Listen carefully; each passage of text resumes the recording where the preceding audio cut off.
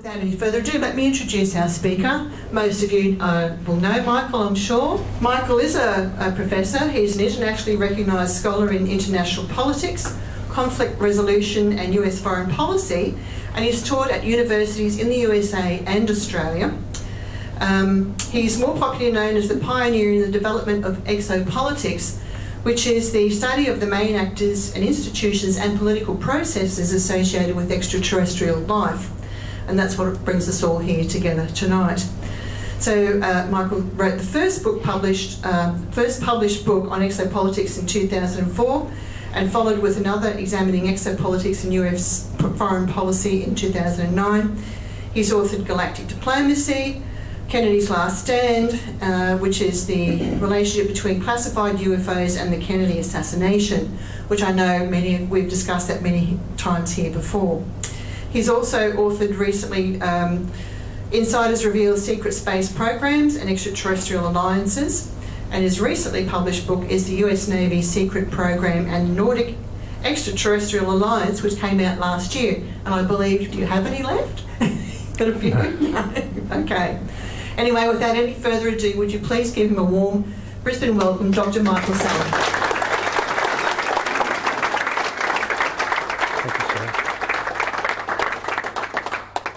Thank you, Cheryl. It's great to be back in Brisbane, and thanks for turning on the heat.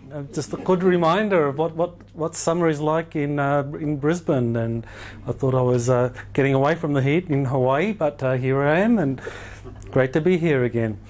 I just came up from Melbourne, and I kind of noticed the big difference between the Melbourne crowd and the Hawaii crowd when it comes to UFOs. In Hawaii, 9 out of 10 people, when you go up to them and tell them that you write books about UFOs, extraterrestrial life, secret space programs, they say, my uncle was out in the boats last week and he saw something come out of the water. Everyone's got a story in Hawaii. In Melbourne, it seems to be, I get 9 out of 10 looking at me really strangely and thinking, you're a Richmond barracker, right? And then they just get into the footy, and that's it. So it seems that Brisbane, a lot more people are very interested in this. You can see from the turnout. That's wonderful that you would really sacrifice Friday night here during the summer to come and listen to a presentation on Antarctica, what's really going on down there, and secret space programs and the relationship with Antarctica. There's a lot of really interesting things happening in Antarctica. Many people kind of don't know too much about Antarctica. It seems to be a land of mystery. It's, what is it? I think it's almost twice the size of Australia, the landmass. I mean, what's under the... It's vast. It's a huge continent, and we know so little about it because what we're told is a lot of cute stories about penguins and some of the ice melting and kind of like minke whales being hunted and seals. But, what's happening under all that ice? I mean, the ice shelf in Antarctica, in some places it's 3 miles thick. Or what is that, 5 kilometres thick. So in some places, but many places it's just several kilometres, and there are parts of Antarctica which are ice-free, which are kind of like desert oases, no ice, just because of the way the mountains are structured and placed. So Antarctica truly is a place of mystery, and many people will be surprised to learn that there is a lot happening under the Antarctic ice shelves. So what I'm going to be talking about tonight is giving you an introduction to what's happening down there. I'm really going to begin in terms of probably the most recent phenomenon. I mean, the history of Antarctica goes way back. What happened during the lead up to the Second World War with Nazi Germany and Antarctica. 1938, 1939, you have the first Nazi German expedition to Antarctica, and so they had a large ship that could carry aircraft that would basically conduct survey missions over Antarctica, and it was officially sponsored by the Nazi Party, and the Nazis actually their plan was to colonise Antarctica. In 1936, which was around the time of the Olympic Games, part of the initiative of the German Nazi Party was that they were going to colonise Antarctica, because in their philosophy and the geopolitics of the planet, virtually every other continent had been colonised. So the Germans, having lost the First World War, realised that they couldn't regain their lost colonies, and no way could they go against the other major powers. But Antarctica was kind of virgin territory. So they planned to colonise Antarctica. And so this was something that other world powers were paying attention to. So this was the first effort to go down to Antarctica and to begin the mapping of Antarctica and see where they could set up these bases. Now, the Nazis seemed to be very successful in finding very large caverns in Antarctica under the ice shelf. Now, according to William Tompkins, who was a aerospace engineer, he says that he, during the Second World War, worked for the US Navy in an espionage program based out of the Naval Air Station in San Diego. And he said that basically the US Navy had these spies embedded in Nazi Germany, finding out what the Germans were up to, especially when it came to their aerospace programs. And he said that the information that they got was that the Nazis were being helped in finding these large caverns by non-world or off-world entities. How that happened, that is something I talk at length about in one of my books. Unfortunately, a book shipment didn't arrive, so I don't have any books here, but you could go online to Amazon.com and look up the US Navy's Secret Space Program. And there you'll be able to get the book where I talk about it. Or go to my website and exopolitics.org, and you'll find a lot of articles about William Tompkins and what he says was going on in Antarctica. But he says that the Nazis got help by these off-world intelligences to find these large caverns in Antarctica. So this is something, here's a shot of one of these large caverns in Antarctica, allegedly discovered by the Nazis. So another shot of the large cavern system in Antarctica. So the first Nazi bases were built in 1939. This is something that a number of people have claimed, that the Germans were successful in building these bases. Now, exactly how they did it, that is something that during the Second World War, it's known that the Germans began to build deep underground bases in Europe because they were trying to protect their industries from the Allied bombing raids. So the Germans had developed a lot of experience in building underground facilities, large facilities, building massive manufacturing facilities, places to hold workers, slaves often. They used a lot of slave labour. And the same thing was going on in Antarctica. And that's what was being planned, and the very first efforts to do this go back to early 1939. Now, the US government was very aware of what the Nazis were doing in Germany, and they were concerned about the Nazis violating the Monroe Doctrine, because the Monroe Doctrine is based on the idea that no European power should intervene in the Western Hemisphere.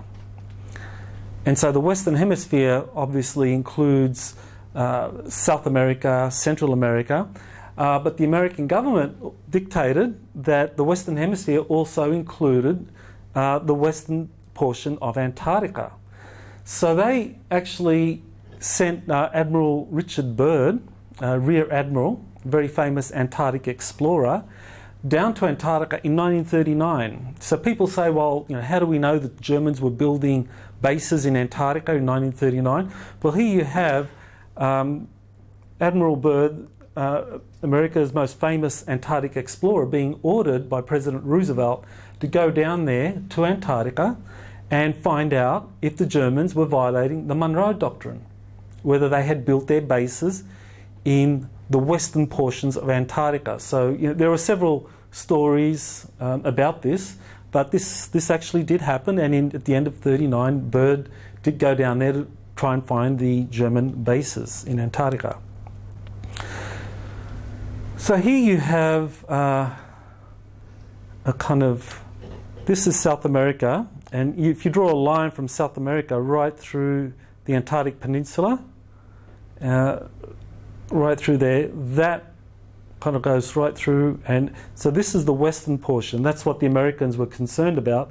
They wanted to make sure the Germans didn't build their bases in the western portions of Antarctica. But instead, the Germans built their base in eastern Antarctica in a place called Queen Maud Land. And a very vast territory. They claimed that they sent the ship, they sent aircraft and dropping kind of small flags claiming that region of Antarctica for Nazi Germany. So that's what happened. And here you have a military atlas used by the Germans during the Second World War, and you can see a line that's the zero meridian going all the way up to Europe. So the Germans really were intent on making Antarctica a major colony.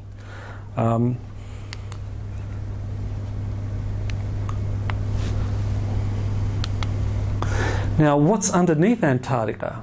Well, we know there's a massive ice shelves on the surface. Some places 5 kilometres thick, other places, there are some portions that are ice-free, but that's the average. 2 kilometres thick?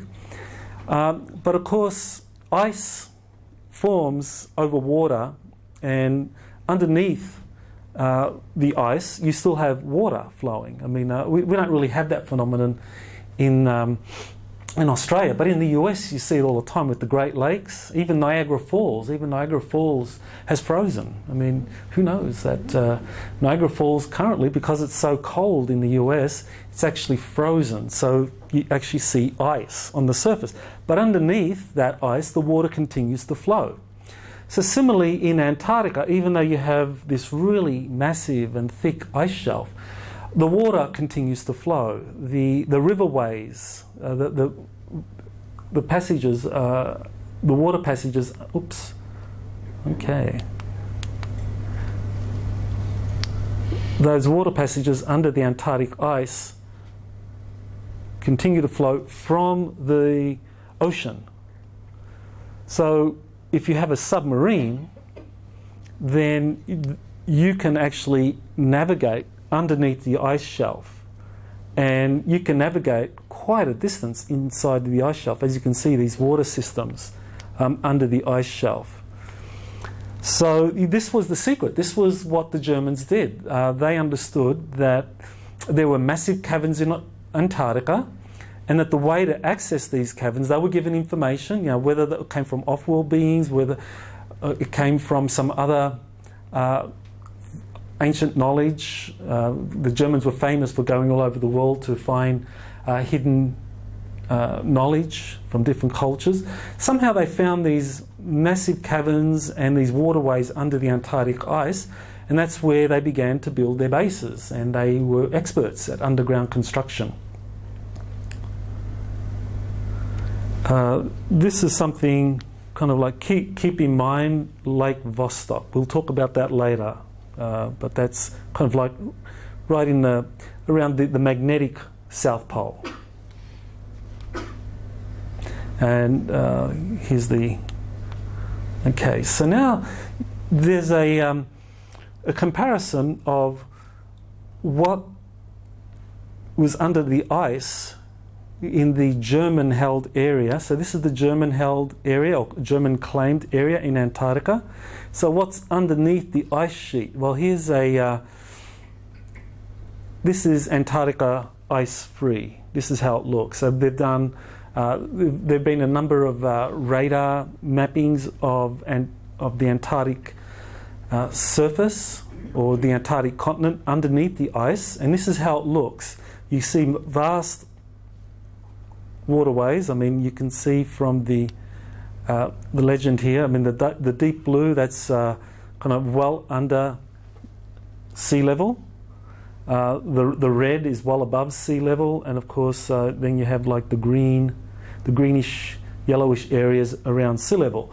So you can see this is the area that was claimed by Nazi Germany, and submarines could actually find hidden passageways under the Antarctic ice, sail under the ice sheet in these waterways. This is all kind of under sea level, so there'd be ice on top, and then you've got water where a submarine can travel. And so you can see how far these submarines could go into the interior of Antarctica. And that's something that continues today. Now there are massive submarine convoys, and they've built these really large submarines that are able to navigate under the Antarctic ice shelf. Here you have some documents that have been released that are the actual instructions for German U-boat captains to navigate under the Antarctic ice to these areas where the caverns and the bases were located. So, you know, this shows, oops, let's go back, the various meridians, the kind of what's underneath the ice sheets, and these are things that the German U-boat captains became proficient in interpreting exactly how to navigate under the ice sheets. And these are the instructions. Of course, they're in German, but they have been translated. And so here you have the instructions for a German U-boat captain to get under the ice sheet and make their way to the bases. And they call one of the bases Agartha. So you probably come across that term before, like Agartha, the kingdom of Agartha. That is what the Germans called one of their bases down there. And it gives you the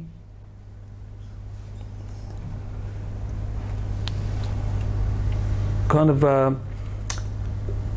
the precise entranceway into the water passages under the Antarctic ice sheet, and then, you know, the more specific information about how to get down to the base.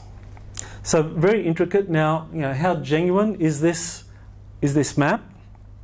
You know, how authentic is this? I mean, this is something that has been leaked by credible sources. I mean, a lot of these documents are often leaked. They're not officially accepted or acknowledged, but you have insiders, and that continues to the present day. You have a lot of insiders, people who work in positions of authority, often in the American military, who leak documents.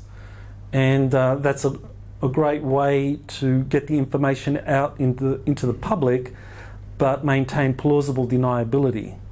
So officially, there's no acknowledgement that this is a genuine map or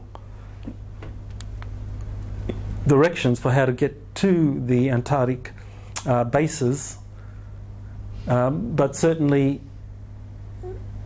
the insiders feel that it's important for this kind of information to get out into the public arena, so we can know a little bit about what's going on in Antarctica. Now, this is where we get to William Tompkins, who really is pretty important in terms of the information he has about Germany's flying saucer program. Now, he says, based on the debriefings of Navy spies that were reporting back to Naval Air Station San Diego during the Second World War, that there were 30 prototypes, 30 different types of flying saucer craft, anti-gravity craft, that the Germans had built, and that they had tested these. Now, not all of the prototypes were successful. I mean, anyone who's in kind of aerospace engineering knows that, well, you know, there's a big difference between coming up with a design for a craft and then making it, you know, building it, and then testing it, and then for the craft to become operational. There's a number of key steps there, and so not all of these became operational, but the ones that did made their way down to Antarctica. That was what William Tompkins says the Navy spies learned from the German aerospace companies that they had infiltrated. So the successful prototypes made it down to Antarctica, and the unsuccessful ones basically remained in Europe. And so when the war was lost for the Germans, the Americans, the British, the Soviets kind of came in and went into all of these locations in Prague, in places in Poland, where there were German laboratories that were building some of these prototypes, and they found some of the unsuccessful models. Now, of course, the Germans didn't say that, well, these were the unsuccessful ones and that we've repatriated the successful ones. The Germans kind of played a clever game of trying to get a good deal out of the Allied powers, and that's what happened. So the Allied powers, the Germans, the British, the Americans, the British, and the Soviets all made deals with German scientists who knew about some of these flying saucer prototypes and brought them over to their countries. In the United States, it was called Operation Paperclip. And these German scientists really helped kickstart the space programs in the United States and the Soviet Union and Britain. And there were some who went public and confirmed their role in building some of these prototypes. And some of them used kind of like more traditional propulsion mechanisms, you know, like jet propulsion. So they would have a flying saucer that would spin around, but that was propelled by jets. So it would go around really, really quickly. Well, those things kind of didn't really work. They weren't very stable. The successful prototypes used exotic kind of technologies, anti-gravity technology, torsion field physics. Those were the ones that they took down to Antarctica. But the ones that were left in Europe, and that the Americans and the British and the Soviets got, kind of used these propulsion systems that didn't work. Now, according to William Tompkins, he says that there were these groups of aliens called reptilians that helped the Nazis build their space program in Antarctica. Now, you know, the big question a lot of people have is, well, is that true? You know, some UFO researchers say, well, you didn't really need to have extraterrestrials helping the Germans because the Germans were brilliant scientists. They were the best aerospace engineers in the world. That they were doing things like building jet fighter planes, the Messerschmitt planes, and the flying wing aircraft long before the Americans or the Soviets ever did. So the German scientists were just brilliant. So you didn't need extraterrestrials to be helping the Germans build these successful flying saucer prototypes. According to William Tompkins, the Germans did. That they did have a relationship with a group of extraterrestrials, actually several groups of extraterrestrials, who helped them build their flying saucer craft. And at the very least, helped them get down to Antarctica. You know, that's a controversial point. You know, some people might accept that Germany was building these exotic flying saucers that were capable of doing tremendous things, but maybe reticent to believe that, well, you know, that they were being helped by extraterrestrials. But this is what William Tompkins says, and there have been others. Corey Goode has said the same thing, and Corey Goode is important because he is one of the few people that has come forward to actually identify himself as someone that's worked for the US Navy's secret space program. that the Navy did develop, ultimately develop a program that became operational in the 1970s and 80s, and that Corey Good says that he served on this program for 20 years and then came back. Actually, if you've been following the Cosmic Disclosure episodes, he actually says that he did 3 20 and back programs. But the important thing is that he's someone who says that he's had direct experience, and he's also said the same thing, that there's a group of extraterrestrials called reptilians that continue to live on the Earth, and that they helped the Nazis. Now, if you look at the ancient legends, we find evidence that there are these kind of intelligent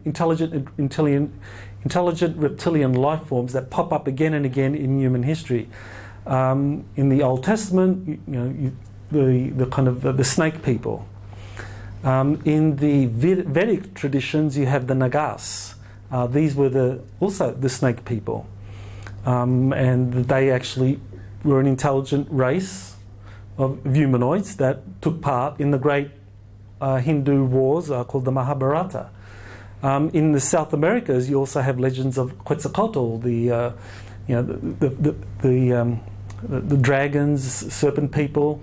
China also. So there are many cultures that talk about intelligent humanoids that are lizards, reptilians, kind of like have those kinds of features. So certainly it's something we need to keep an open mind to, even though obviously there's no kind of hard evidence proving this.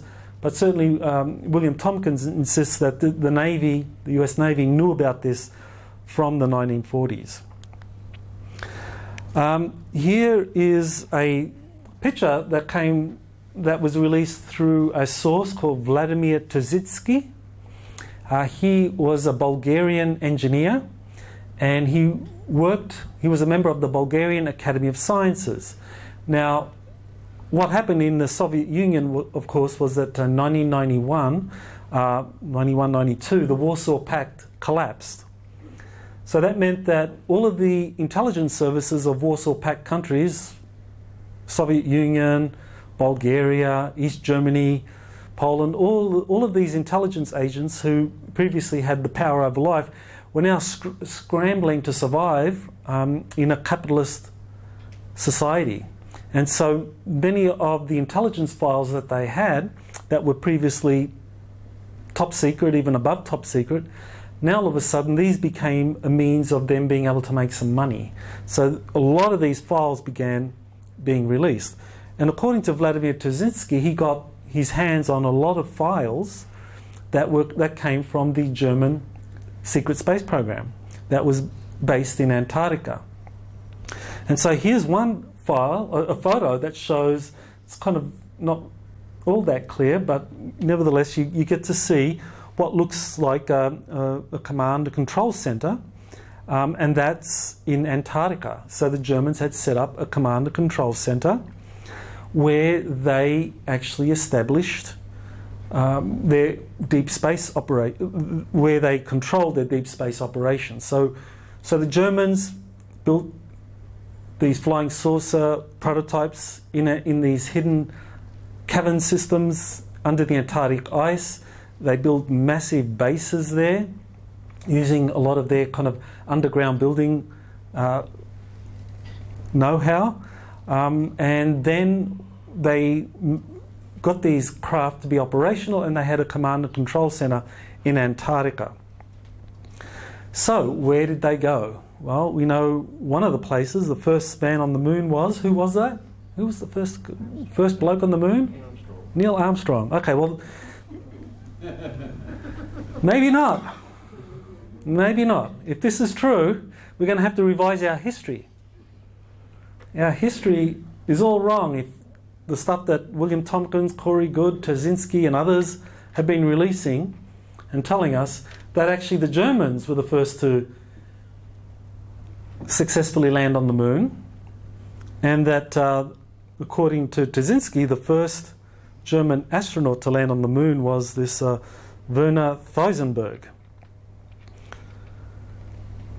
So this is part of the significance of the kind of research that is emerging from studying the kind of documents and the testimony of people like Corey Good, William Tompkins, is that we're going to have to reevaluate all our history, because we weren't told the truth about what really happened after the Second World War or during the Second World War. That the Germans weren't defeated, and that's probably the most important stumbling block for a lot of people when it comes to this information, is that, well, what do you mean the Germans weren't defeated during the Second World War? Everyone knows that they were beaten. Well, that's what we were told. But how often do we find out that governments lie? In the US, people kind of accept that governments lie all the time. I mean, that's stated fact. I think it was in the 1970s with the Church Commission, when the US Senate suddenly found out, and the US public suddenly found out that the CIA and the other intelligence services in the US were lying for decades about many programs. Well, was this one of the other things they were lying about? First German expedition to Mars, again, rewriting history. This is all coming out of Antarctica, that during this period, the Germans had a fully operational spaceport out of Antarctica. Who would have known? Who would have thought that was possible? But this is what we're told, that the Germans were able to successfully build these prototypes that not only were able to get to the moon, but also able to go to Mars. And that the first craft to reach Mars was a Haunebu 3. This is the craft, the Haunebu 3 craft, which was one of the successful flying saucer prototypes that the Germans had built. They had a Vril series, a Haunebu series. They had many different craft that they had successfully built. Again, we're not told about this.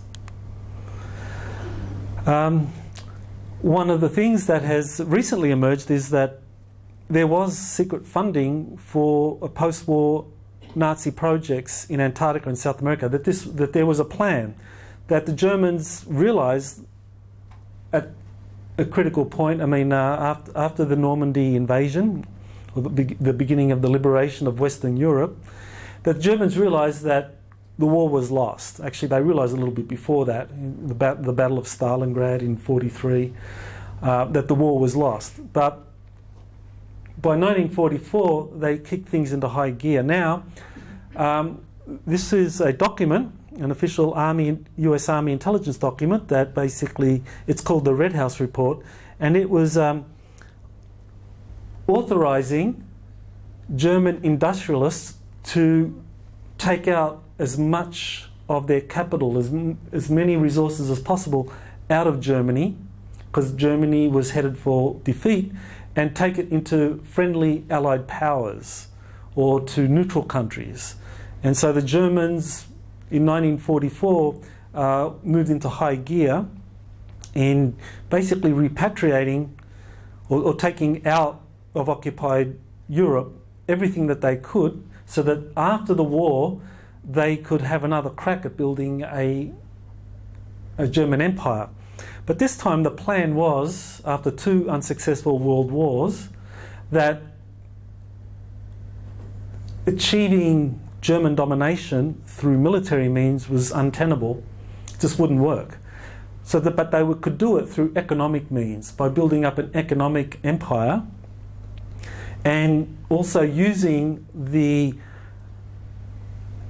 assets, the advanced flying saucer assets that they had in Antarctica, that the combination of those two things would make them a very powerful world player.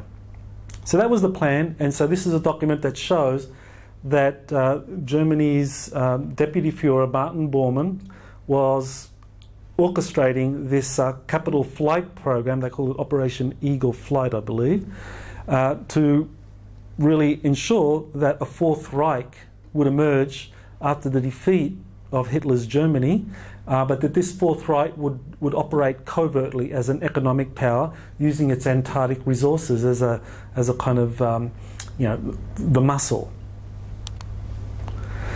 German companies began operating in Antarctica. Now, this is something that anyone involved in the aerospace industry knows, that the military do not build aircraft and tanks. They get companies to build them.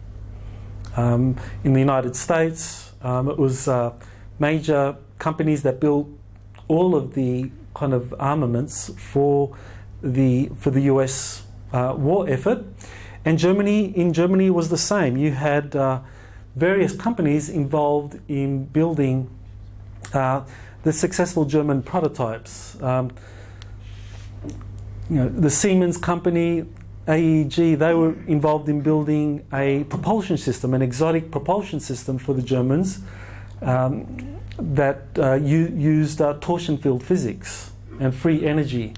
The Zeppelin company, they were building these very large cigar-shaped craft.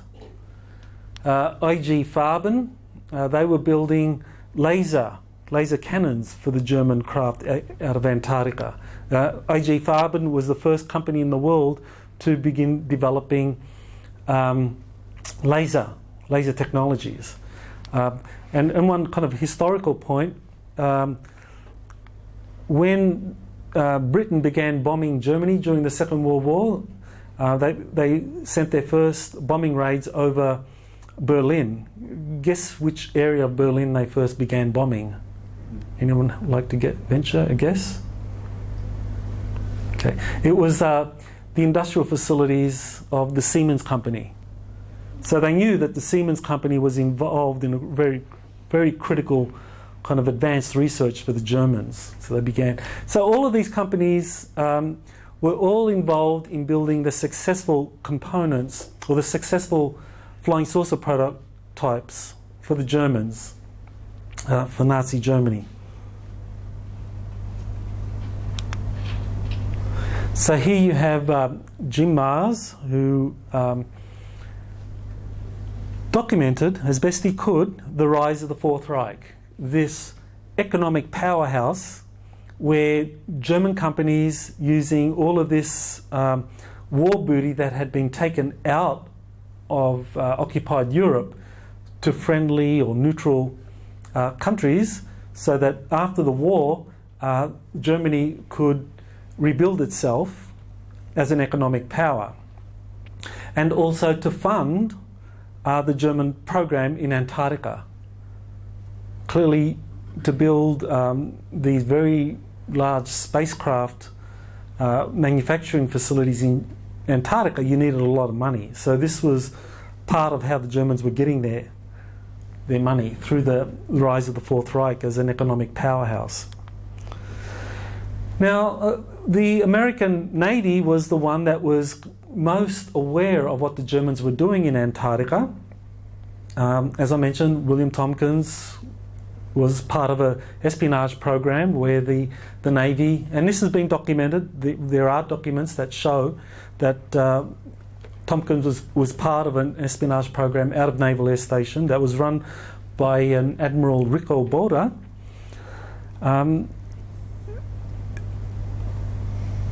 And the Americans knew about what the Germans were doing in Antarctica.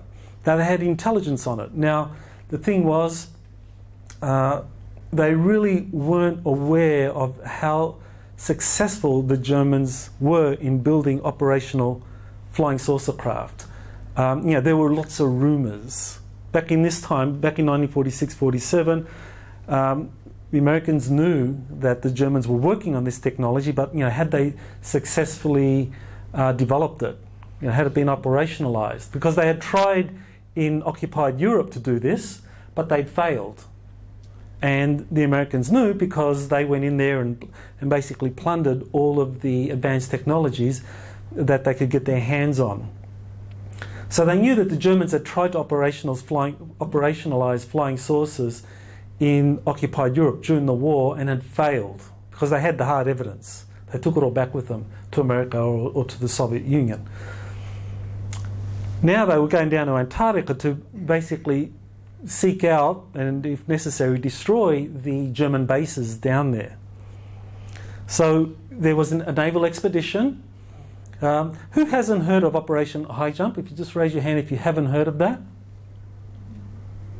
Okay, just a few of you. Well, the basics of it are that there was basically a Navy armada led by an aircraft carrier, the Philippine Sea, about 3,800 sailors and Marines, all conducting a scientific mission without scientists. But, this is what the paper said, that they were conducting a scientific mission. Why would you question, the New York Times if it's telling you that there's a scientific expedition to Antarctica with 3,800 sailors and Marines and no scientists? But that's what happened. So they went down there in a seek and destroy mission. That was the secret orders that Admiral Byrd held to find the German bases down there. Because there was a lot of rumours. They didn't know how successful the Germans had become in operationalising their flying saucer craft. They suspected but didn't know. Then they found out the Germans had succeeded in operationalising their flying saucer craft down in Antarctica. So this is an actual downed seaplane that was flown from the Philippine Sea, and there have been lots of rumours about the Germans actually defeating the flotilla, Operation Highjump, led by Admiral Byrd. And these have been rumours that have been around for decades. But what happened again with the collapse of the Warsaw Pact and the release of many intelligence files from different countries, especially the KGB, intelligence files emerged confirming this, that in fact the German space program out of Antarctica engaged and defeated the Operation Highjump task force. And so there's a video on YouTube where you get to hear the Russian witnesses talking about what were in the KGB files, and American sailors were interviewed. This was part of the kind of debriefing of people who participated in Operation Highjump, and several sailors talked about these flying saucer craft that just came out of the ocean. Of course, remember what I said earlier, there are underground waterways into Antarctica. A submarine and a flying saucer share important characteristics, that they can operate in a highly pressurized situation. They can flying saucers can also operate under the ocean. So they came out of the ocean and attacked the task force, and that's what defeated Admiral Byrd. Immediately after what happened to Admiral Byrd's task force, he went down to Chile on his way back up to Washington DC to basically give his debrief to the American military hierarchy and to President Truman at the time. Now, on the way, Admiral Byrd did something quite heroic. He agreed to participate in an interview where he talked to a reporter, Lee Van Atter, and in his interview he talked about a new enemy that could attack the United States flying from one or both poles. So if you just take a moment to read that.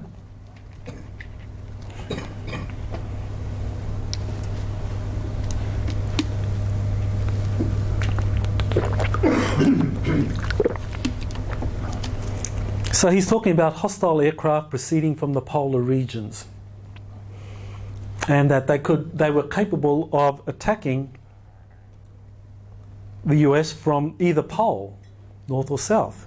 I mean, certainly we know the Russians, the Soviet Union, could in theory attack from the North Pole, but the Soviet in 1947, the Soviet Union was in no shape to invade the US. I mean, they were devastated, a devastated nation. But somehow there was an enemy that could fly from both poles.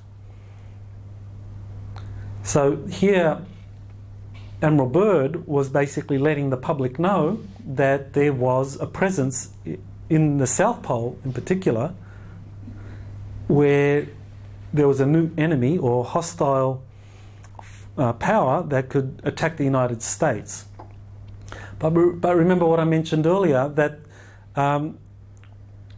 the German presence in Antarctica, that the Germans understood that, or that there was a plan to build a Fourth Reich through economic means rather than direct military confrontation. So the Germans in Antarctica were not interested in militarily attacking the United States. They were just interested in pressuring the United States into reaching an agreement, forcing the US or pressuring the US into agreeing to some deal that would enable the Germans in Antarctica to basically expand their operations with the United States as a covert ally. That was the plan. And that was something that the military records confirm that the Soviet leader Joseph Stalin was very upset with the Americans because they were making deals with these Germans, and they said that you can't trust them. Why are you making deals with them? But that's exactly what was happening towards the end of the Second World War and immediately after the Second World War. Lots of deals were reached between the US and various German forces that survived the Second World War. Okay, so now you have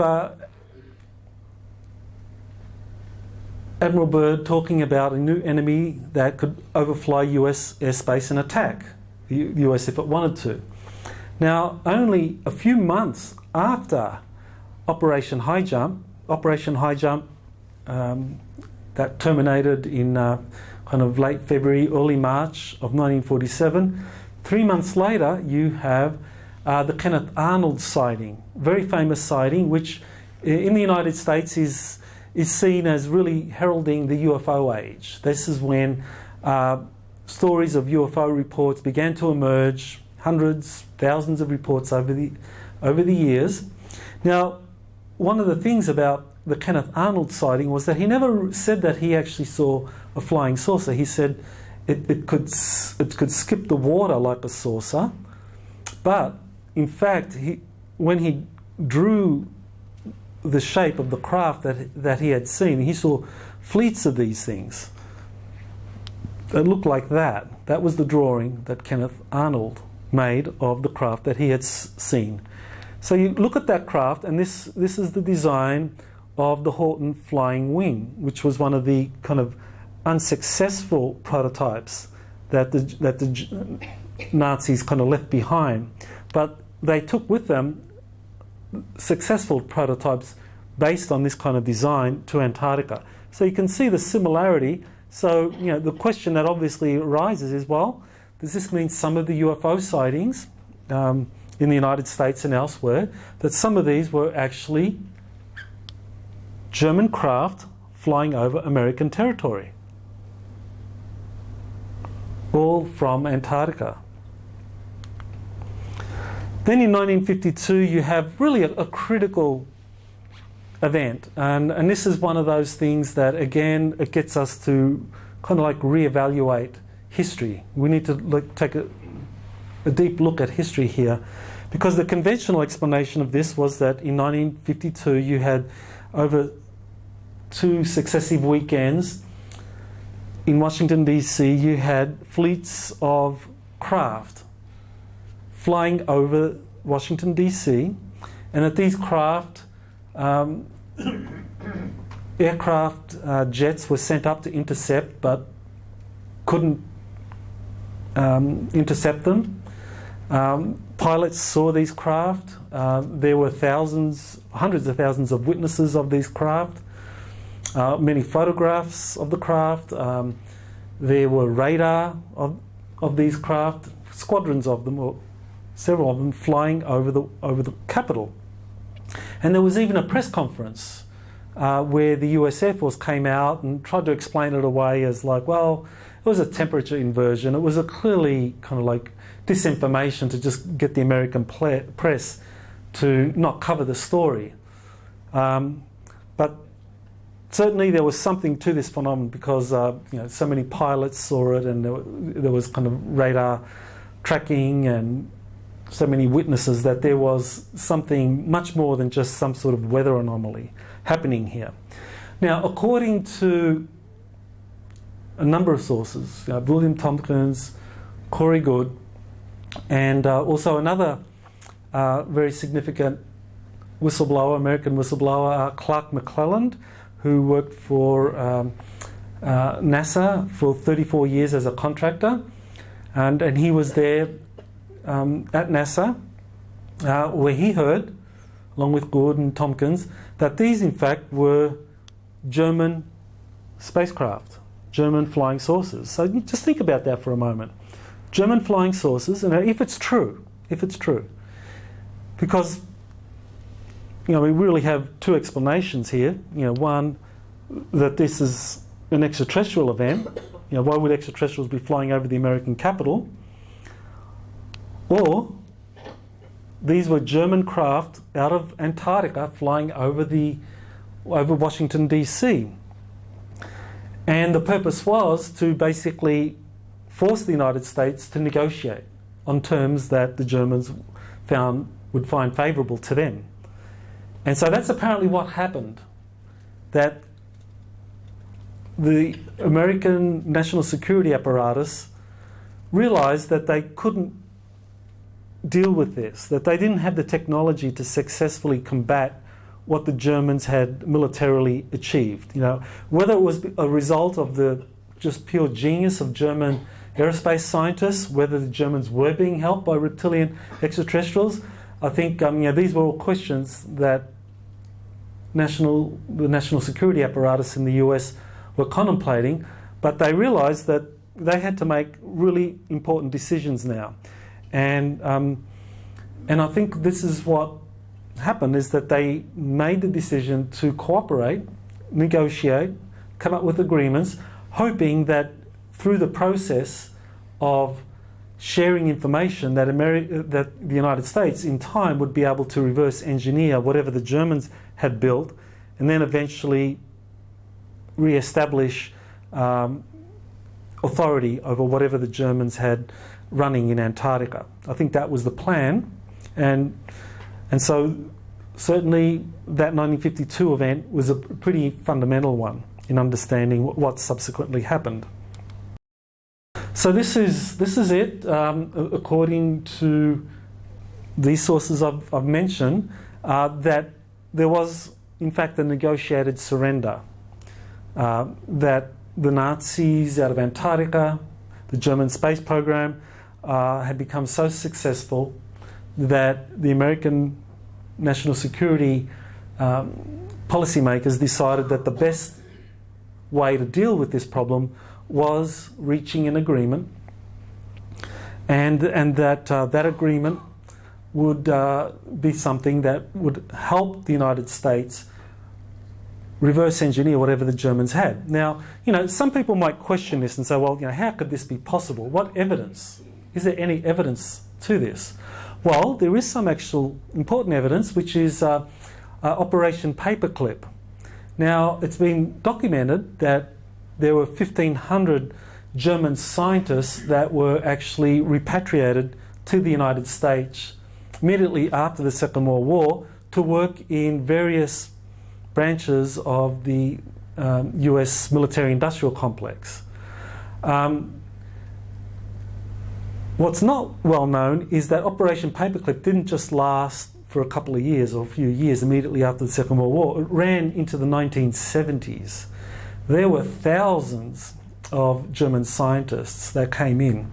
And as a result of this agreement, what happened was that many of these German scientists were brought into prominent positions in the US military-industrial complex. So you had Germans coming in and given security clearances, high-level security clearances, where they would begin to work immediately at a senior level, whether it was with Lockheed Martin or with Douglas Aircraft Company or Boeing or whatever aerospace company was around, and that this was something that was very evident. There are documents that confirm that this was a process that was underway.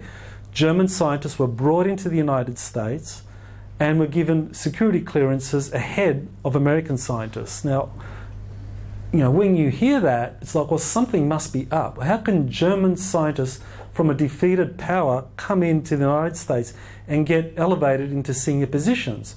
And there were German scientists in senior positions. The first director of the Kennedy Space Center, that was the center that President Kennedy called for the United States to send men to the moon.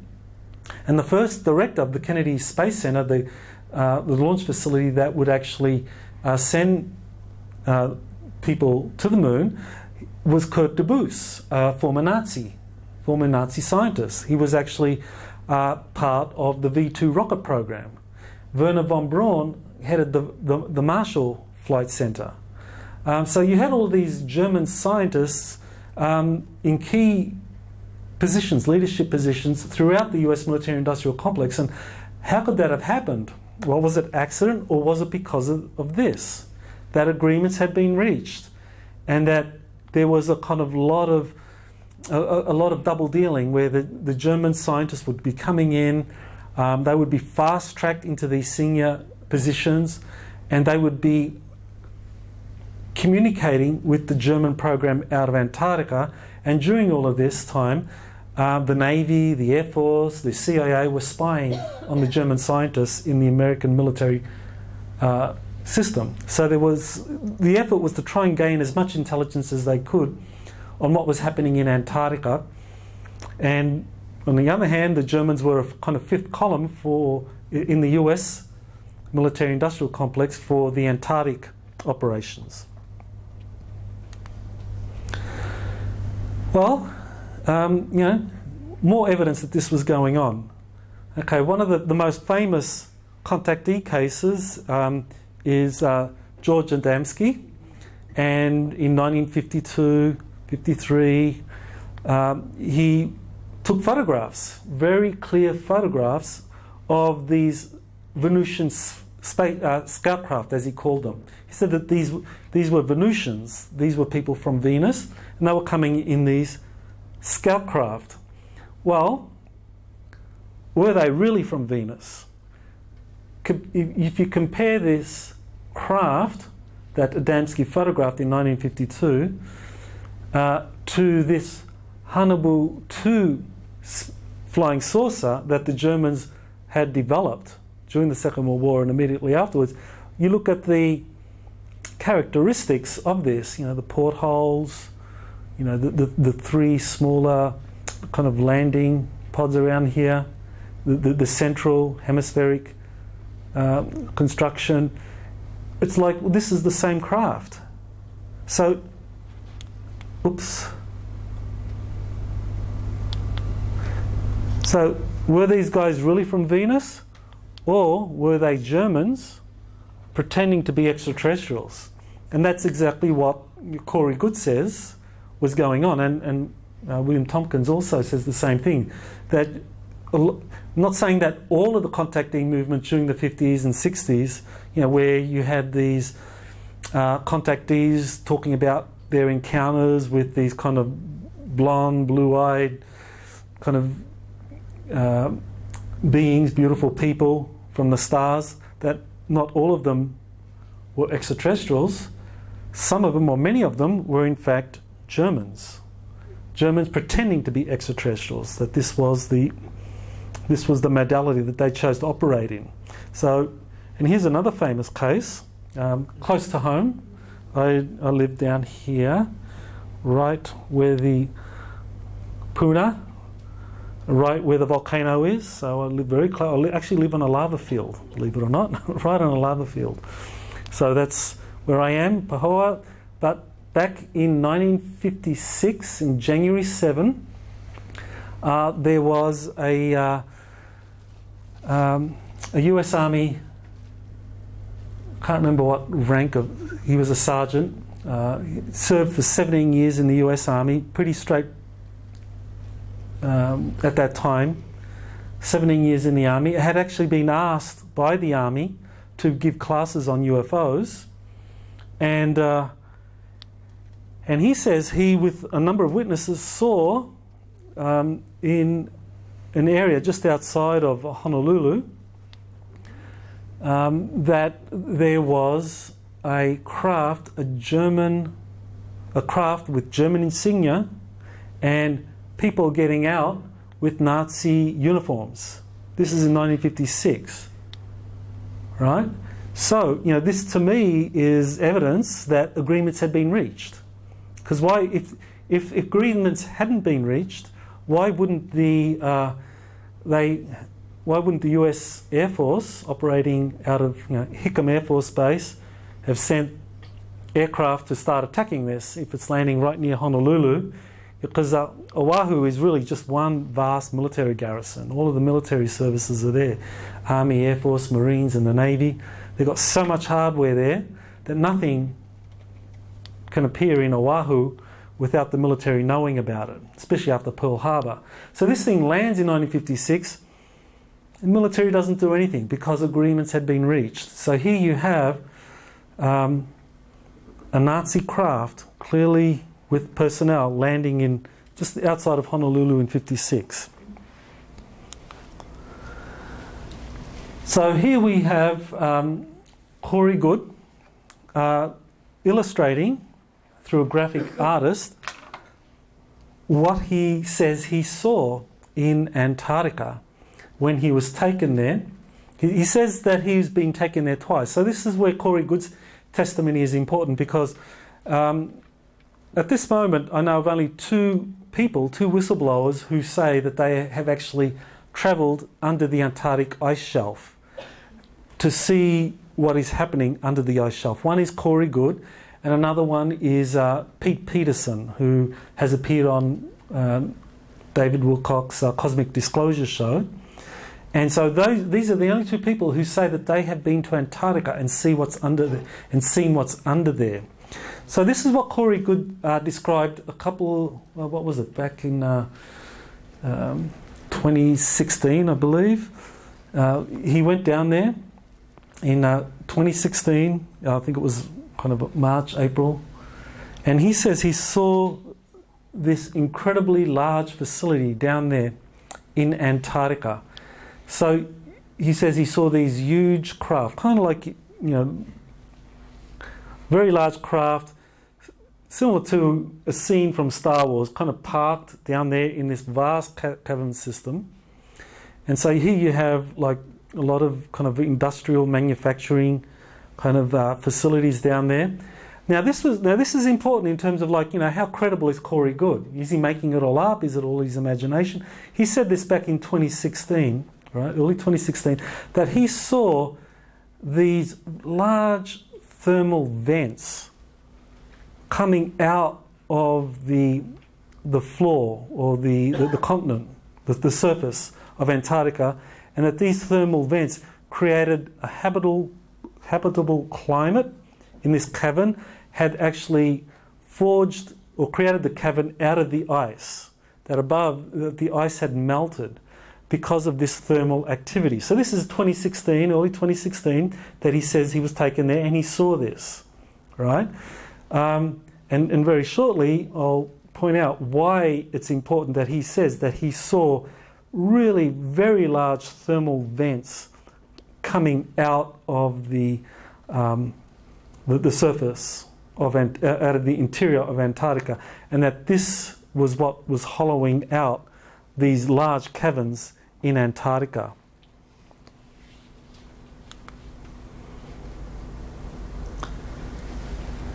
So what we have, and I think I mentioned that a little bit earlier, about how the Fourth Reich, how you had German scientists coming in, being fast-tracked into all of these senior positions in the US military-industrial complex, and that all of these many of these major US corporations were actually involved in building the craft down here.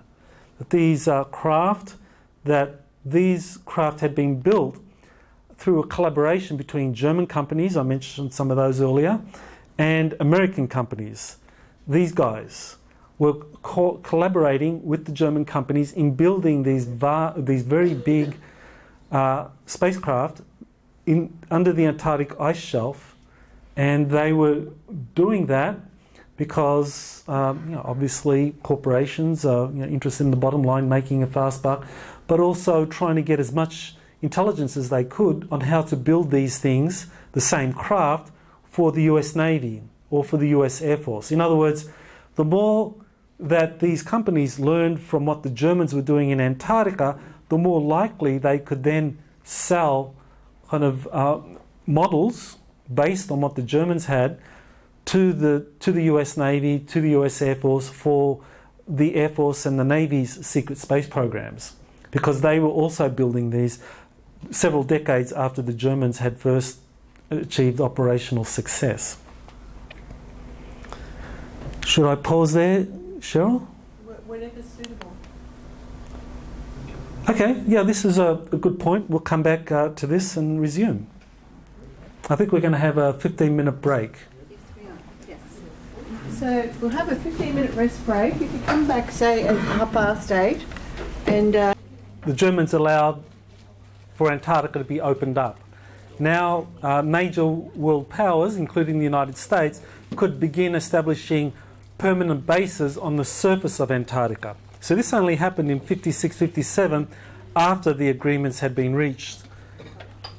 And so here you have Admiral Byrd going back again in 1956-57 to lead Operation Deep Freeze, and that's when the United States began building its permanent bases in Antarctica. Up until this time, the only visitors to Antarctica had been there during the summer, short scientific expeditions that then kind of came back. But here you have permanent bases year-round. They would operate during the winter. One was at the South Pole.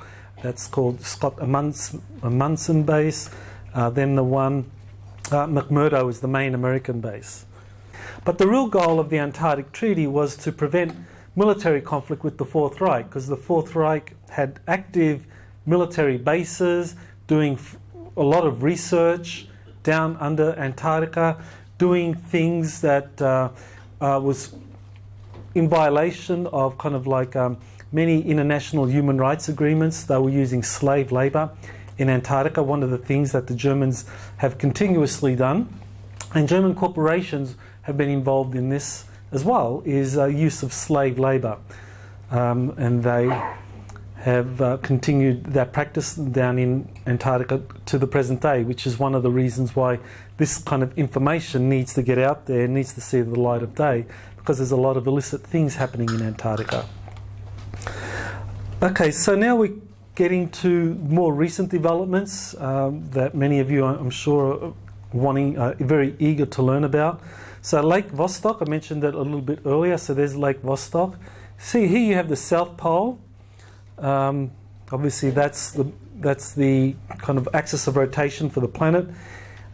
Lake Vostok originally, the Russians established a base called Vostok, and that was located right next to the magnetic South Pole. So the Russians got the magnetic South Pole, and the Americans got the geographic South Pole. That was the way the major powers divvied up Antarctica at the time. So Lake Vostok was a place that the Russians established a research base, and in 1990, through radar mapping, it was discovered, even though the Russians had suspected this, it was confirmed by radar mapping that there was a vast lake, about 250 miles in length, under the ice shelf around the area of the Vostok base, and they named the lake after the Russian base. They called it Lake Vostok. So that was 1990, and the initial reaction from the scientific community was, great, well, this is fantastic. Here you have a base. So here you have a lake kind of 2 miles under the ice. We can develop robotic probes that can drill down through the ice sheet and then go explore what's in the lake, what's inside the lake. You know, kind of all ancient life forms and all of that's been preserved there for millions of years according to the conventional research method. And NASA was saying, well, this is a great way of developing the kind of scientific equipment so that when they begin sending robotic probes to Europa and other water worlds around Jupiter or Saturn, that they can drill through the ice and find out if there's life down there. So this was the kind of the enthusiasm of the scientific community around 1990. Well, very shortly something happened that kind of changed the debate very quickly. They discovered a very large magnetic anomaly right next to the Russian facility, right down there where Lake Vostok was located. At one end of Lake Vostok, here you have the Vostok base, you know, on the surface, but underneath the ice, 2 miles of ice, you have a very large magnetic anomaly. It was around, I think, 50 miles in width, or what is that, about 80 kilometres in diameter. And immediately speculation began, well, what could this be, a magnetic anomaly of that size? I mean, there was a conventional explanation for it that no one really, well, many kind of alternative researchers didn't buy it. It just didn't make sense. The conventional scientific explanation to do with kind of like the thickness of the Earth's crust at various points, because really the magnetic anomaly was the sort of thing that would be caused by a very large city. So, and this was what Richard Hoagland and Mike Barra began discussing back in 1991. Kind of like, wow, what is that? Ancient history now. That's 27 years or something, if my math's right. An anomaly like this could be caused by an accumulation of metals, the kind you would get if you found the ruins of an ancient buried city. So that was Richard Hoagland, Mike Barra. And so once that magnetic anomaly was found at Lake Vostok, all of a sudden the scientific debate over sending robotic probes down to Lake Vostok changed. Now it was like, oh, it's irresponsible. You're going to pollute a pristine environment. It's going to take us at least a decade to develop the right scientific equipment to send down there. But in the meantime, what Hoagland was discovering was that there were covert operations already being sent down there to Antarctica, down to Lake Vostok, and that one of the corporations involved in that was the Raytheon Corporation, and that many of the people that Raytheon was employing to go down there and towards this magnetic anomaly, this buried city, that many of them started to get sick and they had to be evacuated out of Antarctica. So something to do with torsion field physics. Richard Hoagland talks about it in his article there, which I recommend. There's the link, just Enterprise Mission Antarctica. It'll take you there. Really interesting article. But whatever's down there, they were sending covert teams down very quickly, and these guys were getting very sick. Then you have a decade later, you have rumours of an Antarctic city being filmed, that the ruins had been caught on camera by a team of videographers. And then there was a kind of, this story came out, and there was a press release saying that, well, the US denies spectacular ruins in Antarctica captured on video, and there was a book associated with it. Well, it turns out all this was kind of like really just an elaborate promotion for a book. That this wasn't real. There really wasn't a missing team associated with this company called Atlantis, the Atlantis TV. That was just all a kind of concoction. But the thing is, you know, where there's smoke, there's fire. That this was disinformation. It was like, you know, what's the best way to hide a secret? It's in plain sight. So you put out the truth through something like this. the truth was that a city had been discovered under the Antarctic ice. People were going down there, looking at it, put it on film, but the best way to kind of hide the truth of that was to just use a concoction like this book that was kind of fiction based on fact, where the promoter or the author kind of came up with this press release to just kind of like generate interest in the book. But certainly it's suggestive that there had been something found down there under the ice. So then we have Corey Good, who says he began getting intelligence reports back in 2016 about these ruins that were discovered in Antarctica. And also Pete Peterson, another whistleblower, said the same thing.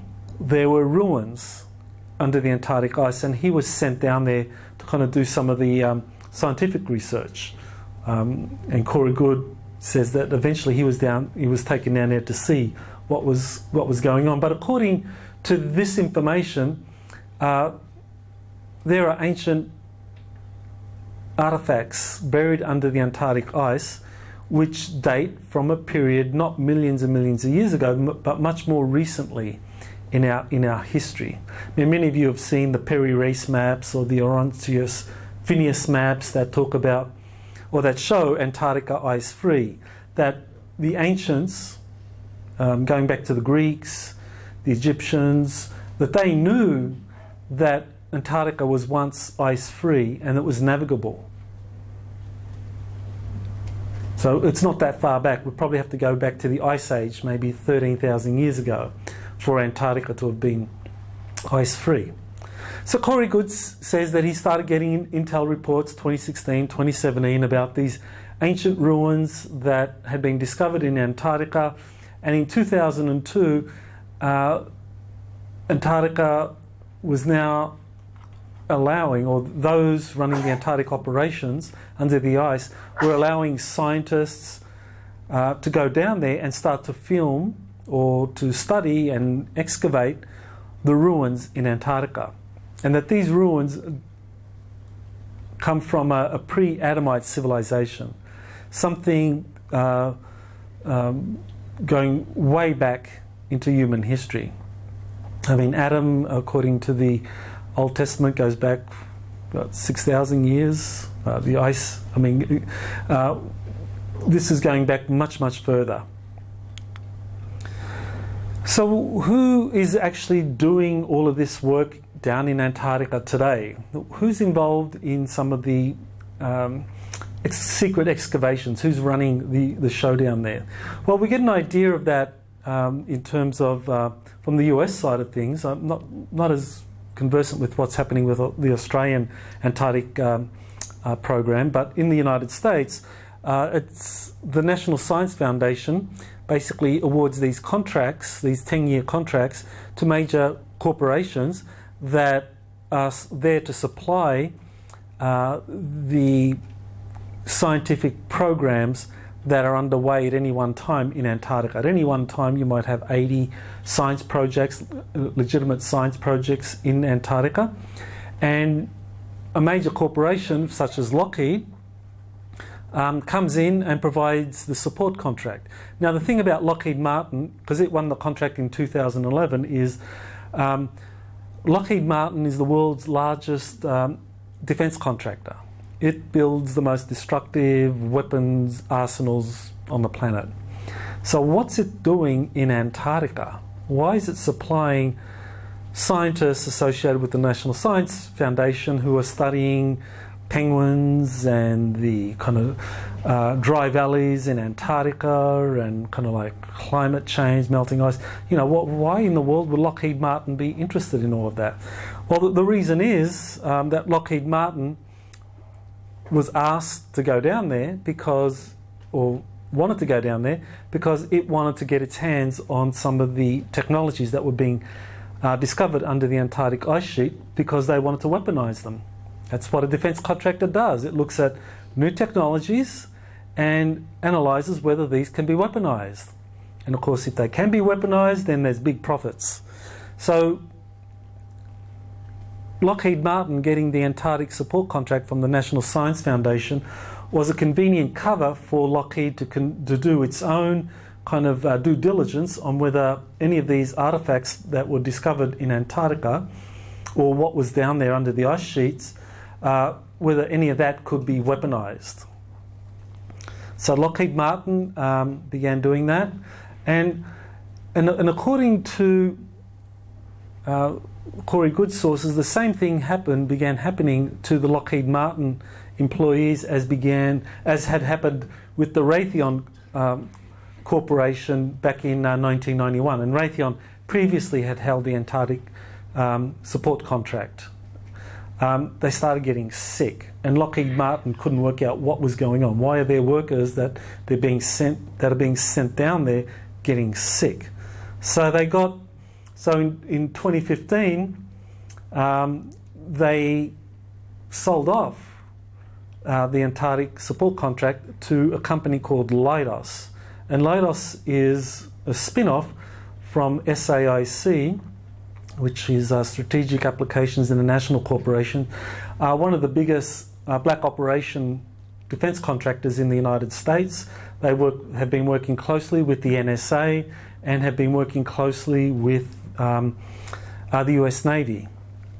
And so now they're going down there, they're sending their people down there to find out, exactly what technology exists under the ice cap, whether any of this stuff can be weaponised. And also it reflects an effort by the Navy to re-establish control in Antarctica, because what happened was that back around 1990, the Navy had basically handed off the logistical operations to the US Air Force. And the US Air Force had basically one of its National Guard divisions, which is the New York Air Force National Guard, providing support aircraft for their scientists down there. Now, it kind of gets a little deep and a little complicated, but basically this is where we get into the whole kind of like the cabal, the Columbia University being heavily involved in this, and there's a very famous organisation that they publish Foreign Affairs. What's the name? My brain's kind of freezing at this. Who publishes Foreign Affairs? In the United States, in New York, out of New York.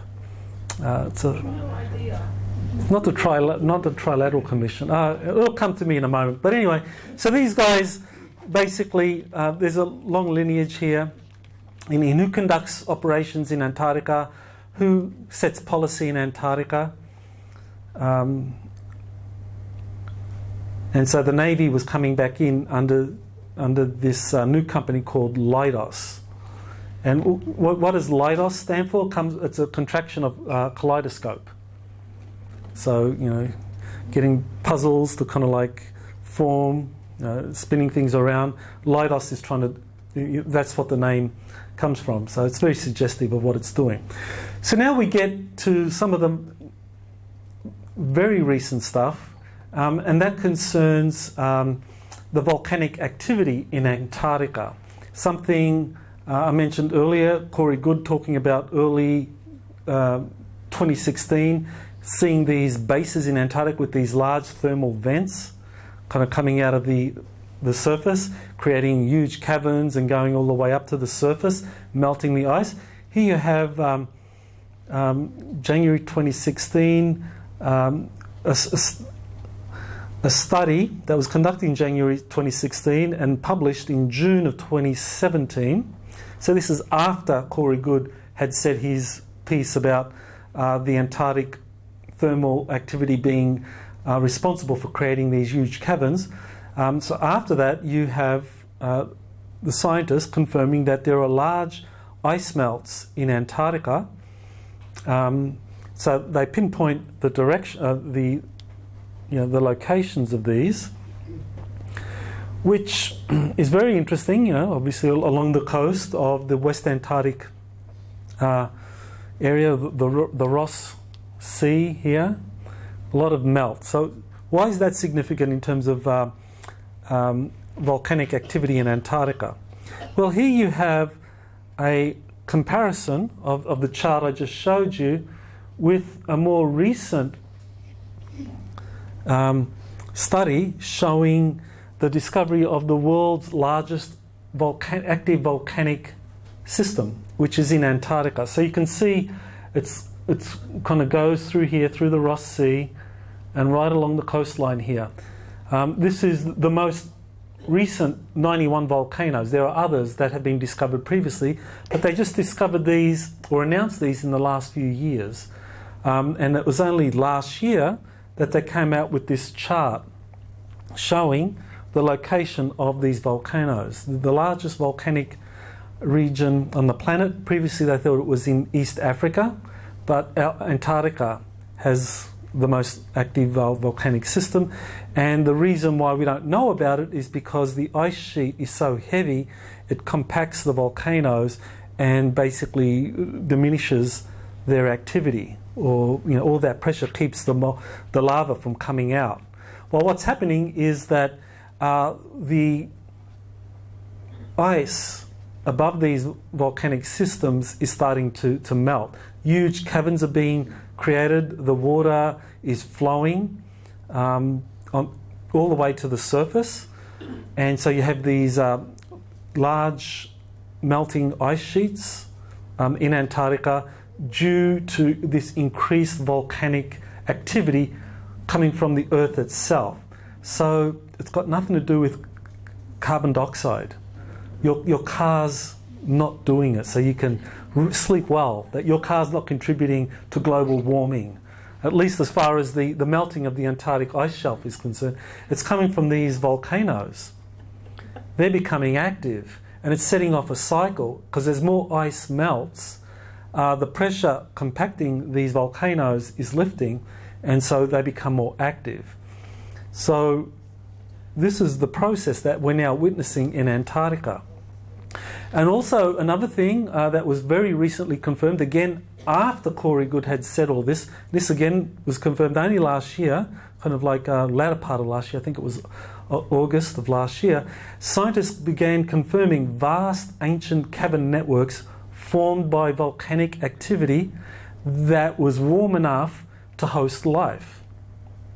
So this is circumstantial evidence corroborating what Corey Goode has been telling us for a couple of years now. Vast cavern systems under the Antarctic ice shelf were formed by all this volcanic activity over many, many centuries, thousands of years, and you have caverns down there that can support life, that are warm enough. I think it was around 25 degrees Celsius under the Antarctic ice.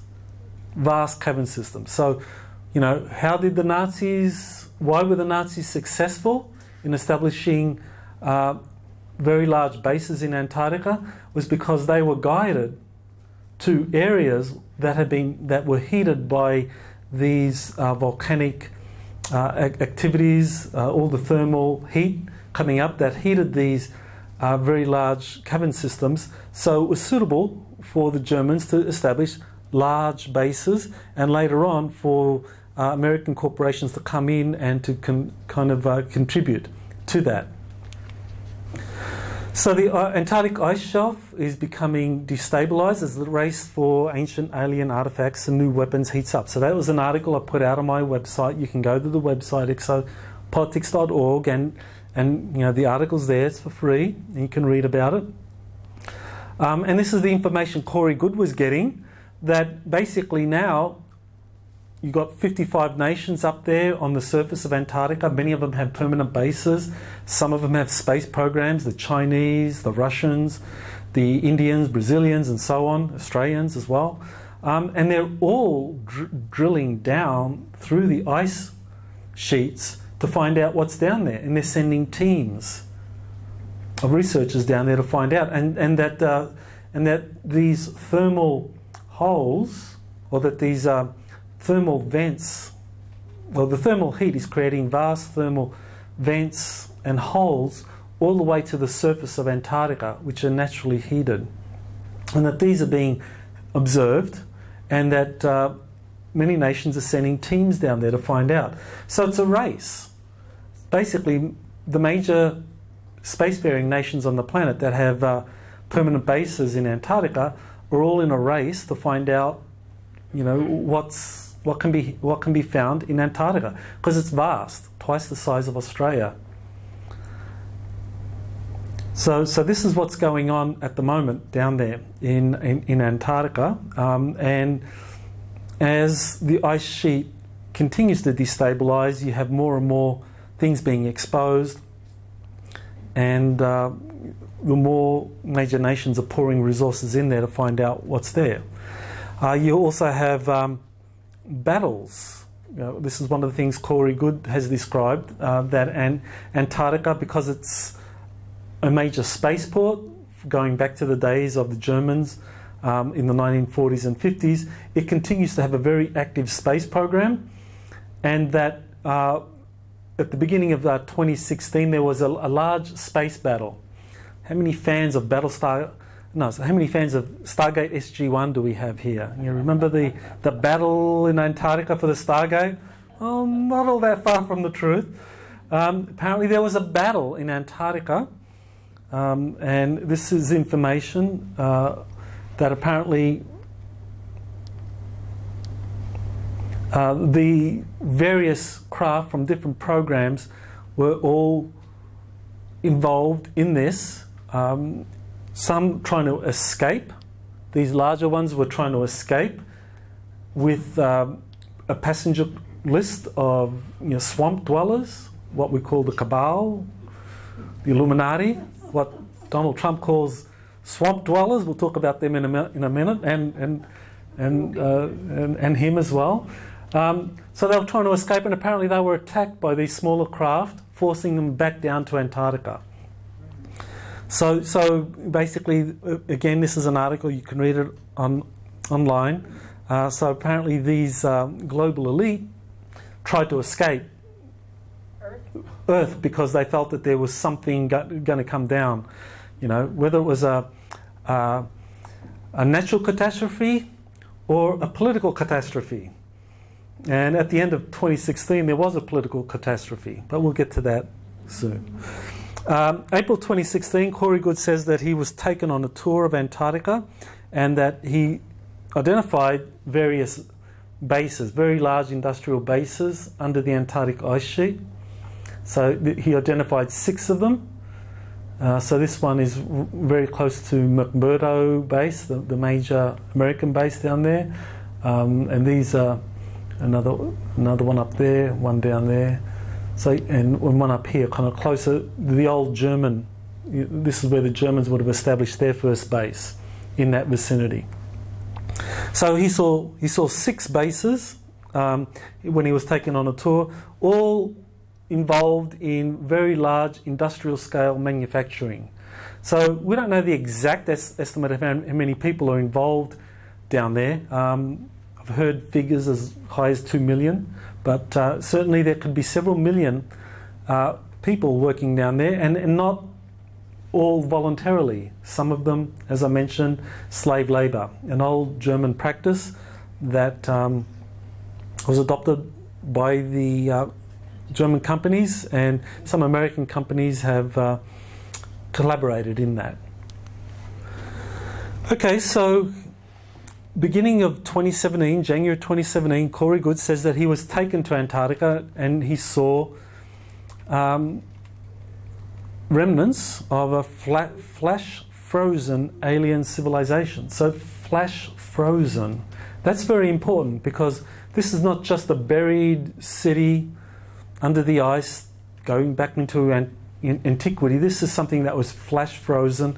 In other words, there had been some geological event along the lines of what Charles Hapgood described in his books, The Earth's Shifting Poles. Charles Hapgood was a famous geologist who wrote books in the 1950s and 60s talking about things like Earth crustal displacement, whereby the North Pole and the South Pole would shift. So the axis of rotation would shift, so that the South Pole, even though now it's right smack bang in the middle of Antarctica, before the last ice age, or before the last pole shift, Antarctica would have been kind of like in a tropical temperate zone on the planet.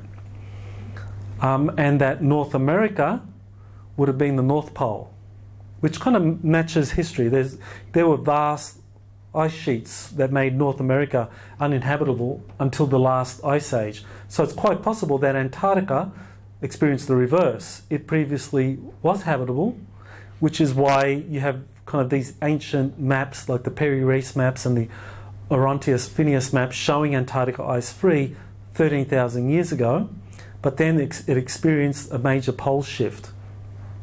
And so then it was buried under the ice, and that the pre-Adamites, these beings, Corey Good says that they came here around 55,000 years ago.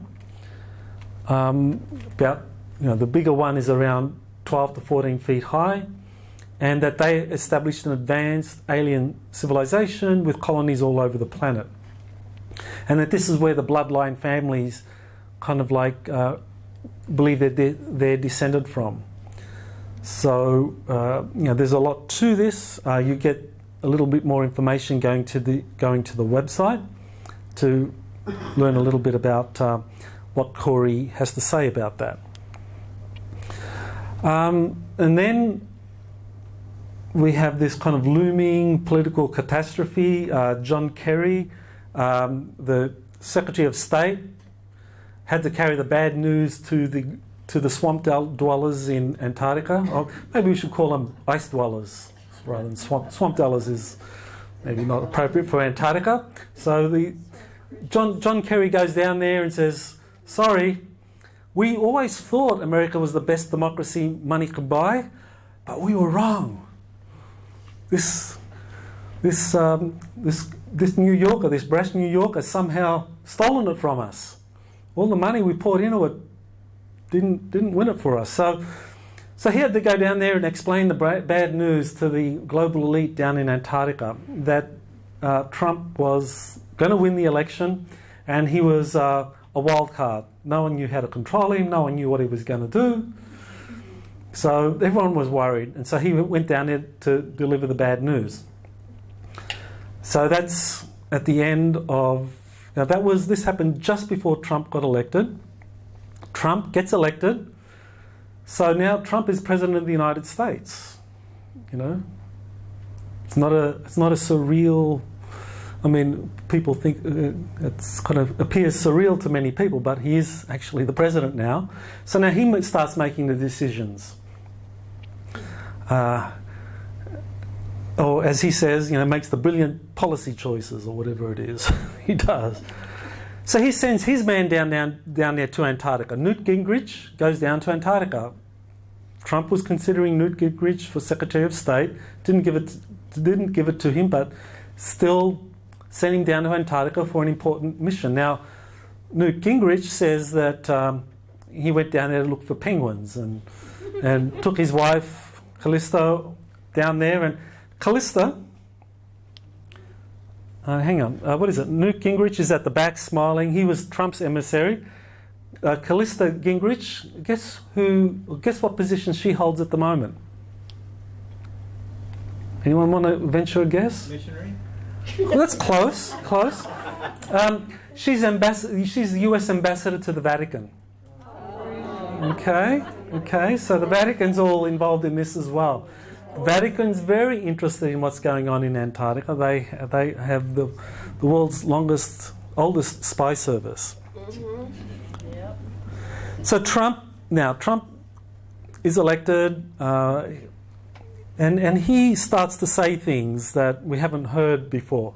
And during his inauguration, January 20, 2017, he says, quote, "We stand at the birth of a new millennium, ready to unlock the mysteries of space, to free the Earth from the miseries of disease and to harness the energies, industries and technologies of tomorrow. End quote. Well, that's a really strange thing for, what many people thought Trump stood for. They thought, who wrote that? How come Trump can be saying this? So Trump seems to be someone that wants to unleash these new technologies on the planet. He wants to get involved in freeing humanity of disease and harnessing new energies and so forth. So what does he have in mind? One of the first things he did, just several days after he becomes president, not many people are aware of this, he's issued a secret presidential memorandum to declassify anti-aging and free energy technologies. In the United States, the exact figure, I think it's 4,800 patents have been held up under national security orders. In other words, if you're a brilliant inventor and you come up with a cure for cancer or something to be able to reverse aging, and you think, well, you're going to make millions out of this invention, this is fantastic, and you apply for a patent for the US Patent and Trademark Office, then someone from the NSA or the Air Force or the Navy looks at that patent application and says, no, that touches on national security issues, we're going to hold that order up. So there's about 4,800 of these national security orders that have been issued to hold up these patent applications dealing with a whole range of issues: free energy, anti-aging, anti-gravity propulsion. Donald Trump issued this presidential memorandum instructing all branches of the US military to release the national security orders on 1,200 of these patents within 2 years. So that was what was issued according to this secret presidential memorandum that was issued. And so Trump apparently is wanting to disclose the Antarctica discovery to start an economic boom. Now this is where it gets, the question comes up, well, who's behind Trump? Okay, if the swamp dwellers wanted Hillary to win, who's behind Trump? Okay, is it the mafia? I mean, I'm sure as a New York real estate developer, Trump would have had to, pay off some of the New York mafia dons. It's probably the standard for any real estate developer. So, is it the mafia behind Trump? No, it's not the mafia. Who's behind Trump? Okay, we get an idea. This was issued on December 21st of last year, so just a few weeks ago. And, quote, I, Donald Trump, President of the United States, determine that serious human rights abuse and corruption around the world constitute an unusual and extraordinary threat to the national security, foreign policy and economy of the United States. And I hereby declare a national emergency to deal with that threat. How many people know, have the Australian newspapers been discussing Donald Trump issuing national emergency in the United States to deal with worldwide corruption and human rights abuses? Has the Australian media been covering this? No, okay. Okay, Trump bashing, okay, all right. He's not politically correct, is he? No, definitely not. But clearly he has some very powerful people behind him that Trump seems to be a front man for someone. So who is he a front man for? Certainly someone that can take out people involved in serious human rights abuse and corruption around the world, to freeze their assets. This was an executive order to freeze the assets. So the bank accounts, liquid assets anywhere, even organisations, whatever means people have who are involved in human rights abuses, that they use to be able to fund their operations, those are being frozen. And people involved in this are being arrested. So who's behind Trump? It's the US military. Trump is a front man. I mean, he really is a puppet for the US military. If you look at who is in Trump's cabinet, his Secretary of Defense, James Mattis, is a four-star Marine general. His Chief of Staff, who was previously Secretary of Homeland Security, is a four-star Marine general, John Kelly. His National Security Advisor, McMaster, is a three-star Army general. The head of the Secret Service is a two-star Marine general, and on it goes. What's happened in the United States, and you go back to this, is that there's been kind of like the equivalent of a soft coup, a soft military coup, that the military realised that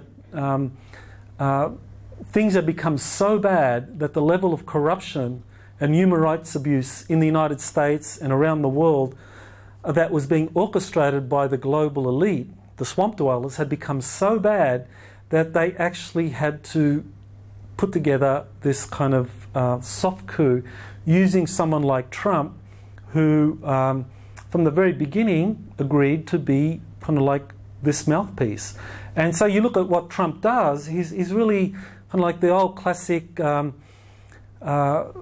where you have the showman or the magician kind of like, you know, getting you to look at the right hand here, you know, look up here, look what I'm doing, look what I'm tweeting, and then behind the scenes the military is going around doing all these sorts of things.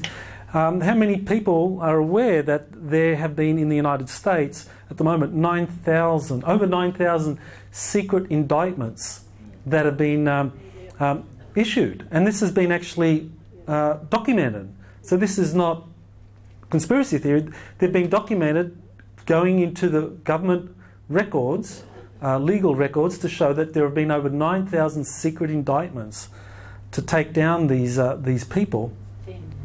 Over 10 now. Okay, so we got, and in the United States, in any 1 year previously, they would have like a thousand indictments for an entire year. Here you have like nearly 10,000 or 10,000 or more that have been set up. So what this is telling us is that worldwide there are these operations that are currently being conducted. They're taking many of these people, and you can go, this is an article on my website, it's just come out. They're taking many of these people to Guantanamo Bay, Gitmo. And they're bringing in extra troops. Currently there are around 40 to 50 people that are in Guantanamo because of their involvement in international kind of Muslim terrorism. But they're now sending in like over 1,000 Marines and National Guards to beef up the security, and they're building they're investing $500 million in Guantanamo Bay and building a 5-bed hospital in Guantanamo for a cost of $250 million. Now, why would they build a 5-bed hospital in Guantanamo at a cost of $250 million? It's because they plan and they have begun taking some very high-level people, VIPs, to Guantanamo, and they have no intention of letting them visit US domestic hospitals, whereby then kind of like habeas corpus and the legal system can come into play. But if they take the elite over to Guantanamo, they can threaten them, they can do whatever they like to them, they can keep them there indefinitely. Only military law operates, because this is outside of the jurisdiction of US domestic law. So it's a great way for them to be able to pressure the global elite to spill the beans on what's going on in the United States and also what's going on down there in Antarctica. So I think, you know, the bottom line of all of this is that we can actually have a lot of confidence that a lot of things are going to start emerging now about this really complex process of events that has happened since the 1940s, where you had,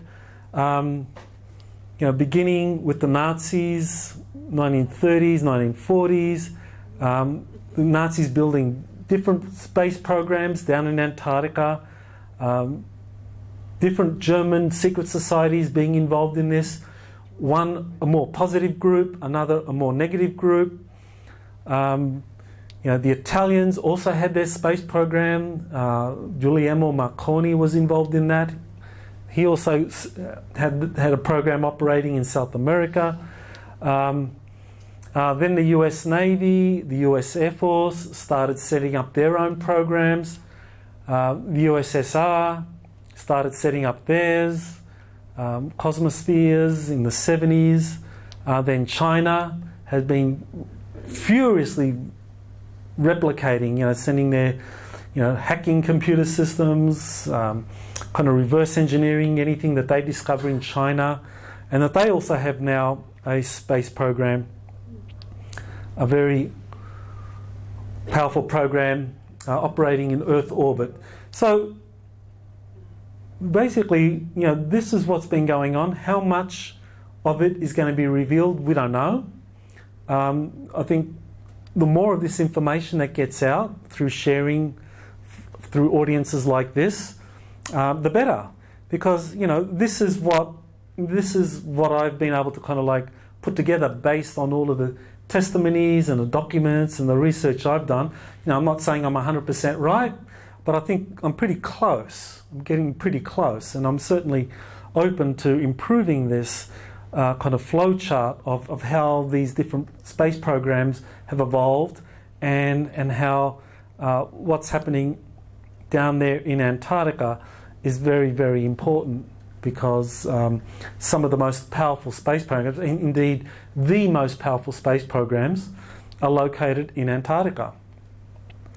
Excuse me? So, would I be allowed to take a photograph of that? Sure, take a photo. This is going to come out in a new book. My new book's going to be called Antarctica's Hidden History, Corporate Foundations of Secret Programs. It'll come out in March of this year. So a couple more months, and so this diagram will be in there, but for the moment you get to see, you have a sneak peek of it. So now I'm happy to answer questions. We have a little bit of time. Answer questions about this or any questions you have about my presentation. Michael, do you think there's any connection between the timing of the US military-industrial complex signing an agreement with the Nazis in Antarctica and at the same time, 1955, President Eisenhower signing an agreement called the Antarctic Treaty with the Greys? Right, well, that's a good question. I mean, in 1955, President Eisenhower visited Holloman Air Force Base, and he had a meeting with occupants of a flying saucer craft. Now, many people thought, and I myself at the time, I mean about 5 years ago when I wrote one of my books, I thought that this meeting actually involved extraterrestrials. Well, that was only partially true. What it involved was a consortium of extraterrestrials and Germans operating out of Antarctica. This was kind of like this meeting in 1955 was to kind of put the finishing touches on an agreement that had been reached. Whether Eisenhower signed anything or whether he was just verbally giving the go-ahead, but this was certainly that in 1955 is a critical time because there was some agreement reached that cemented or facilitated the Germans in Antarctica working closely with the American military-industrial complex. Because, what the Germans had in Antarctica was superior technology and know-how, but what they lacked was resources and manpower.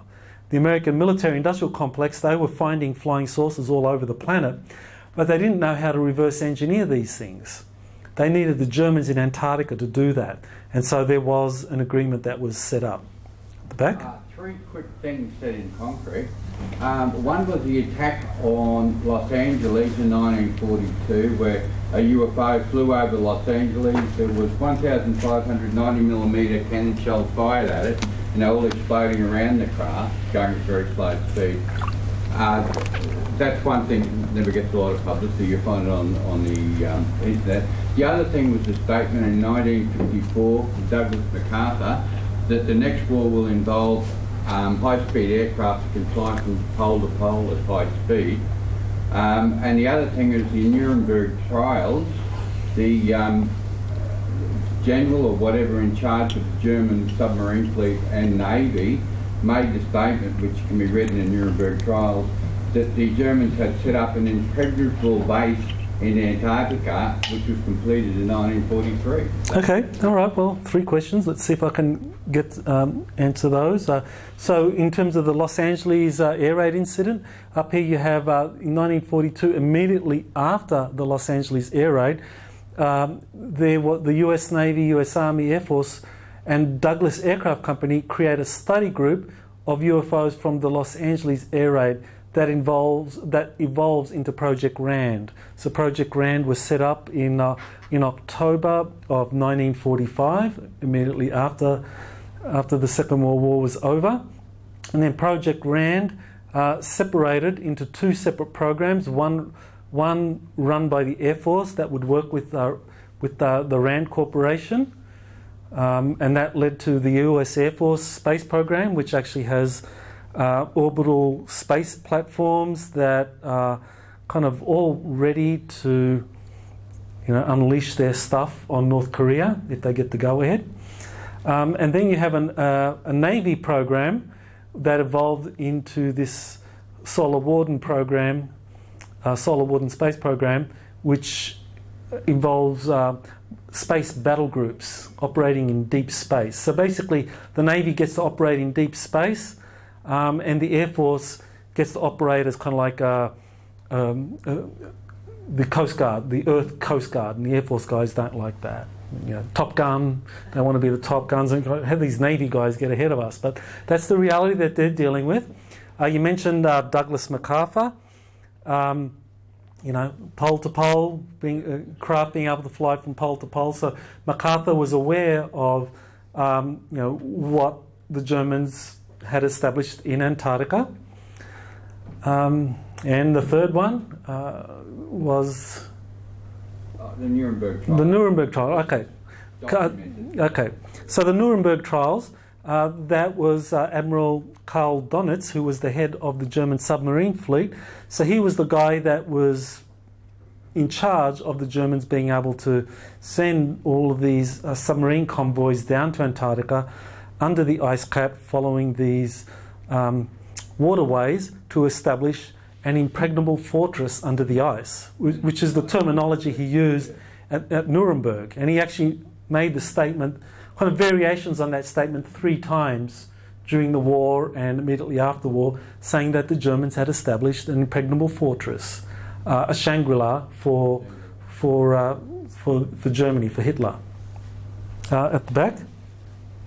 Speaking of the tunnels under Antarctica, when you were saying about things were hotting up, did you know that DARPA currently has a contest going? DARPA has a contest, I don't know whether it's advertised, it's closing in a few weeks if anyone wants to apply.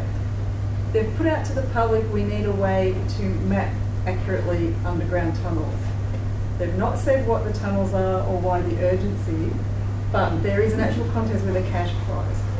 Right, yeah. They're definitely looking for new technologies to see what's under the ice. Yeah. And the idea is that NASA is a great way of being able to kind of pull together a lot of information to understand this kind of stuff. I mean, the advanced technologies that are involved there, NASA is a useful front company, or front, to kind of get a lot of intelligence for what's happening around the world, and see what other countries are up to when it comes to space program development. That's all we have time for. Okay. That's all we have time for questions. Sorry.